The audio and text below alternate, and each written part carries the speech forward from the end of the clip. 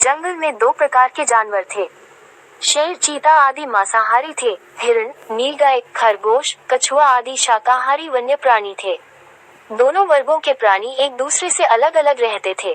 शाकाहारी जानवरों में परस्पर अच्छी मित्रता थी। एक बार हिरण तालाब पर पानी पीने आया। यहाँ एक कछुआ भी रहता था।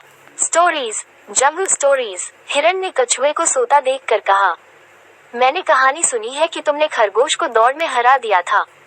क्यों न एक बार हमारी तुम्हारी दौड़ हो जाए। कछुए का कोई इरादा हिरण का प्रतियोगी बनने का नहीं था, पर उस हिरण की शेखी बर्दाश्त नहीं हुई। उसने अपनी कमजोरी जानते हुए भी चुनौती स्वीकार कर ली। सभी शाकाहारी जानवर कछुए और हिरण की दौड़ का मजा लेने के लिए अगले दिन तालाब के किनारे एकत्र हो गए। बंदर को ... सभी शाकाहारी जानवर कछुए और हिरण की दौड़ का मजा लेने के लिए अगले दिन तालाब के किनारे एकत्र हो गए। बंदर को रेफरी बनाया गया। बंदर ने चिल्लाकर खो खो की आवाज लगाई और दौड़ शुरू हो गई। स्टोरीज, जंगल स्टोरीज। उसी समय जंगल में शिकारियों का एक समूह आया हुआ था। हिरण अभी भागकर थोड़ी दूर ही पहुंचा था कि शिकारी ने उसे देख लिया। उसने हिरण का पीछा किया और निशाना लगाकर बंदूक चला दी। गोली हिरण के पैर में लगी, वो भागकर एक घनी झाड़ी में छिप गया। शिकारी निराश होकर जंगल से लौट गया।